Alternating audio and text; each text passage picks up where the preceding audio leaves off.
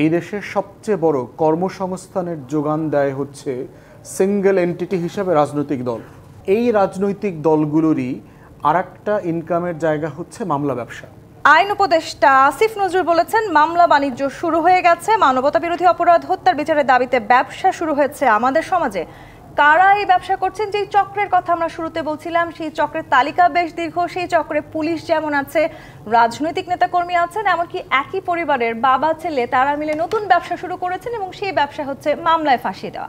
আপনার নামে হঠাৎ করে একদিন মামলা হবে, আপনাকে ফোন করে জানানো হবে যে আপনি মামলার আসামি, আপনি একটা নির্দিষ্ট বড় অঙ্কের টাকা আপনার কাছে চাওয়া হবে, এরপর বলা হবে সেই টাকা না দিলে আপনার সেই মামলা কোনোভাবেই আপনার নাম থেকে সরানো হবে না। কারা করছেন এই ফাঁদ? কেনই বা করছেন? কিসের প্রশ্রয় করছেন? এত শক্তি কোথায় পাচ্ছেন? বাংলাদেশে মামলা বাণিজ্য বুঝবার জন্য আমাদের আর্থসামাজিক বাস্তবতাটা গোড়ায় ফিরে যেতে হবে। এমন একটা সমাজে বাস করছি যেখানে ধরেন 40 থেকে 45 লক্ষ শিক্ষিত বেকার রাস্তায় আন্দোলন করছে, কাজের জন্য নেশায় জড়িয়ে যাচ্ছে, অপকর্মে জড়িয়ে যাচ্ছে, এই ধরনের ঘটনা ঘটছে। এই বিশাল জনগোষ্ঠীকে অ্যাড্রেস করবার যে জায়গাটা ছিল, সেটা political party, successive government of the time যারাই ছিলেন তারা সবাই ব্যর্থ হয়েছেন।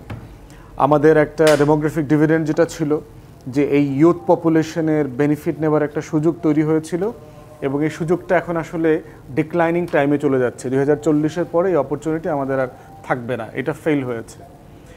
সেকেন্ড একটা ক্রাইসিস হচ্ছে এখানে বাংলাদেশে পলিটিক্যাল পার্টিস যারা আছে, লার্জলি বড় দুইটা দল, তাদের পার্টি ফান্ডিংয়ের কোনো কাঠামো গড়ে ওঠে নাই।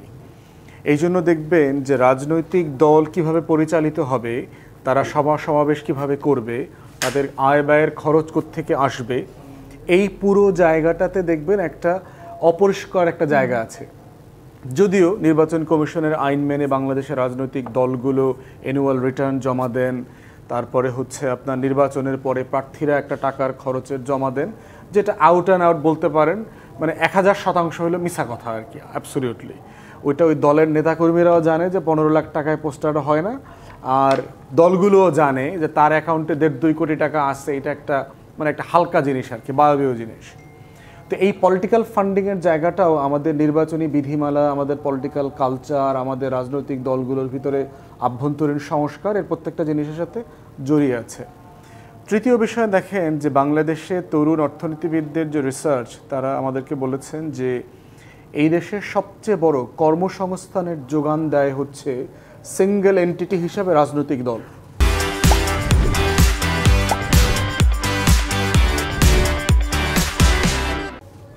বড় দুইটা দল লার্জলি 40 থেকে 50 লক্ষ মানুষের রুটি রুজি, কর্মসংস্থান, খাওয়া দাওয়া, চলাফেরা, মেনটেনেন্স, এটা তারা মেনটেন করে। হিউজ এই নাম্বারটা।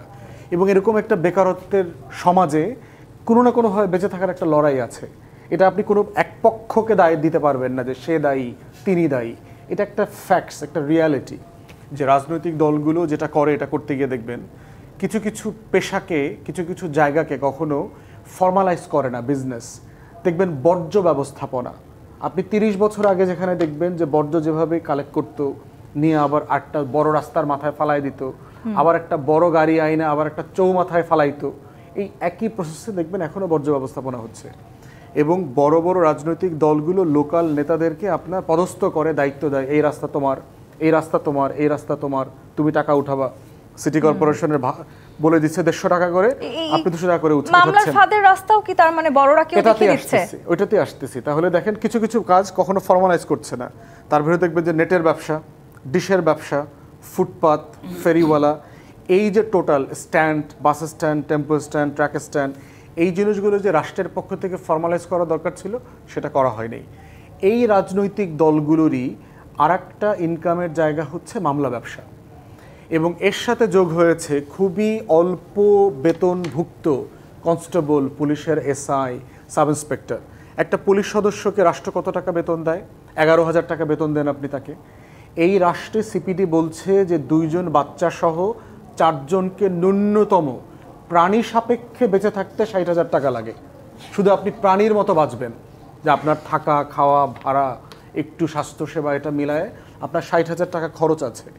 তো সেখানে আপনি একজন পুলিশ সদস্যকে যখন 11,000 টাকায় রিক্রুট করেন এবং এই লোকটা চাকরিটা পেতে যখন আরো 20 লাখ টাকা 25 লাখ টাকা ঘুষ বাণিজ্যে ইনভলভ হয়ে যায়, এই মানুষটা তখন কিভাবে চলবে?